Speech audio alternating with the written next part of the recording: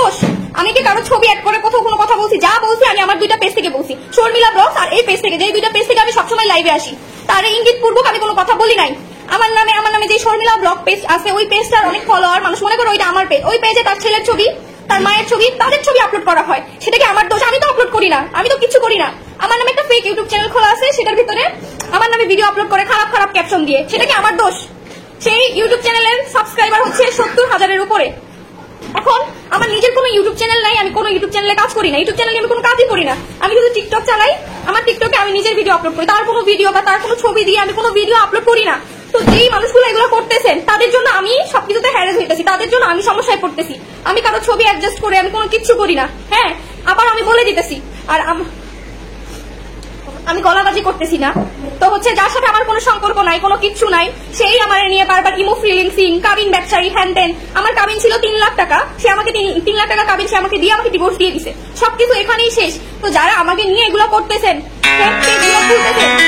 তাদের জন্য আমি সমস্যায় পড়তেছি, তাদের জন্য আমি সমস্যায় পড়তেছি। আমাদের কারণে, হ্যাঁ আমাদের কারণে ফেসবুকে ঢোকা যাবে না। আমি কি করলাম ভাই? আমি তো আমি বলতেছি যে আমার নামে যে মানুষ,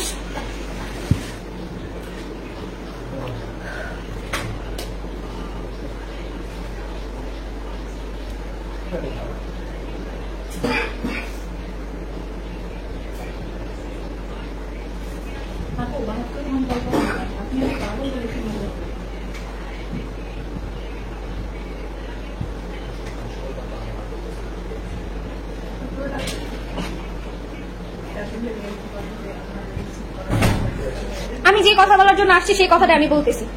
তো আমি অনেক খারাপ একটা মেয়ে, আমার মতো জঘন্য মেয়ে এই পুরো দুনিয়াতে নাই, বুঝতে পারছেন? আমি সবচেয়ে খারাপ।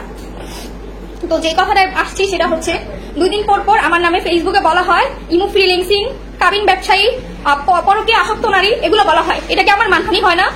এটাতে কি আমার সমস্যা হয় না? আজ পর্যন্ত সোশ্যাল প্ল্যাটফর্মে আমি নিজেকে হ্যাপি রাখার জন্য টিকটক ভিডিও আপলোড করি, সেটা আমি টিকটকে পোস্ট করি। যারা আমার নামে ফেক পেজ খুলছে তারা এই ভিডিওটা নিয়ে ফেসবুক পেজে আপলোড করে। তখন মানুষগুলো বলে না আসলে খারাপ, আমি আসলে লজ্জা ছাড়া। আচ্ছা, আমি আমার নিজে এই যে টিকটকে ভিডিও আপলোড করা ছাড়া, ঘরোয়া ভাবে ভিডিও আপলোড করা ছাড়া আমার কি কেউ খারাপ কোনো দিক দেখছেন? দেখেন নাই আদৌ পর্যন্ত। তো সেই জায়গা থেকে আমি খারাপ। আমার নামে যে কথাগুলো উঠাইছে, আমি পারতাম এই বিষয়গুলো নিয়ে মামলা দিতে, এই বিষয়গুলো নিয়ে স্টেপ নিতে। আমি কোনো কিছুই করি নাই, আমি জাস্ট লাইভ করছি। যদি আমার লাইভে কারো মানহানি হয়ে থাকে, তাহলে যে ব্যক্তি আমার নামে পরকীয়ার অপবাদ দিছে, হ্যাঁ পরকীয়ার অপবাদ দিছে, আমি ইমো ফ্রিল্যান্সিং অপবাদ দিছে, আমি কাবিন ব্যবসায়ী অপবাদ দিছে, সেই লোককে উদ্দেশ্য করে বলতেছি, তাহলে আমার যে ভবিষ্যৎ আপনি নষ্ট করলেন, সেই ভবিষ্যৎ আপনি আমাকে ফেরত দিতে পারবেন। এখন আমি কষ্ট করি, কারণ আমার কষ্ট হচ্ছে। আমি কারো নামে মামলা দিই নাই, কারো কোনো ক্ষতি করি নাই, আমি এখন পেজে একটি, সেটা হচ্ছে হয়তো বা কারো পছন্দ হইতেছে না, কারো জেলাস লাগতেছে। আমি কারণ আমি কিচ্ছু না করে, আমি কিচ্ছু না করে কেন আমি এত কিছু হ্যাসেল পোহাইতে হবে আমাকে? আমি কেন 2 দিন পর পর একটা পর একটা সমস্যায় পড়তেছি? আমি খারাপ, আমি অনেক অনেক খারাপ।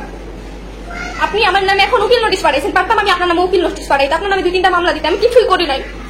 যাই হোক, আজকের থেকে আপনার সাথে আমার পুরোপুরি সম্পর্ক শেষ। আর ভাই আমি আবারও বলতেছি, আমি আপনাদের নিয়ে কোথাও কোনো কিছু আপলোড করি না।